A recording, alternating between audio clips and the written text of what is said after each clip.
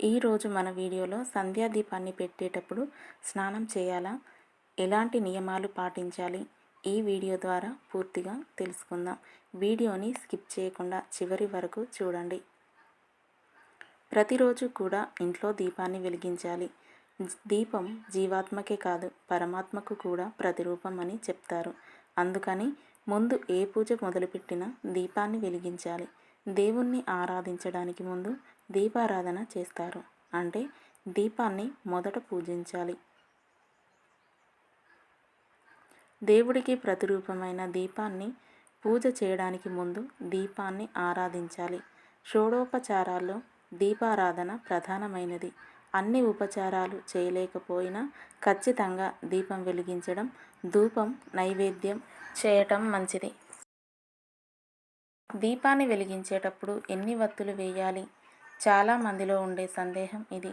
దీపం వెలిగించేటప్పుడు 2 ఒత్తులు పెట్టాలా, 3 ఒత్తులు పెట్టాలా అని చాలామంది అడుగుతూ ఉంటారు.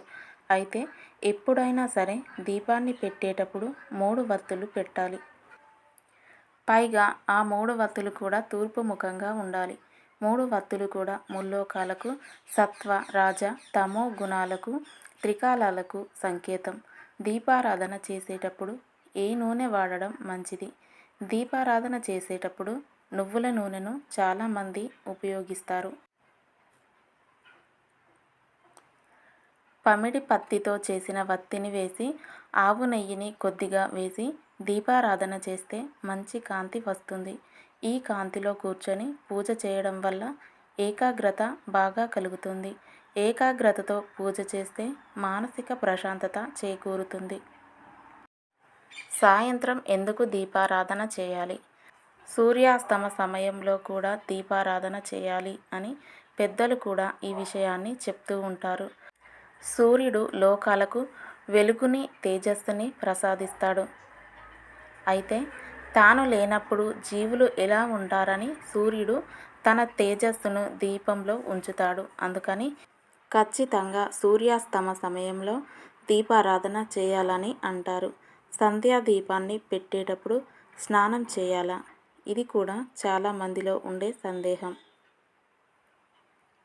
సాయంత్రం పూట దీపాన్ని పెట్టేటప్పుడు స్నానం చేయాలా అనే విషయానికి వస్తే, బయటకు వెళ్లకుండా ఉంటే సాయంత్రం కాళ్ళు చేతులు కడుక్కొని దీపారాధన చేయవచ్చు. స్నానం చేయాలి అనే నియమం ఏమీ లేదు. అలాగే కాలకృత్యాలు ఆ దుస్తులతో చేయకపోయినట్లయితే కూడా కాళ్ళు చేతులు ముఖం కడుక్కొని దీపారాధన చేయవచ్చు. శుచిగా ఉంటే స్నానం చేయకపోయినా పర్వాలేదు. సూర్యాస్తమయంలో దీపారాధన చేసి వచ్చిన శ్లోకాలు చదువుకోవచ్చు. దీనికి స్నానం చేయాలి అనే నియమం ఏమీ లేదు. అదే ఒకవేళ శుచిగా లేకపోతే కంఠ స్నానం చేస్తే సరిపోతుంది. తల స్నానం చేయవలసిన అవసరం లేదు. ఈ వీడియో కనుక మీకు నచ్చినట్లయితే ప్లీజ్ లైక్ చేసి మీ ఫ్రెండ్స్కి షేర్ చేయండి.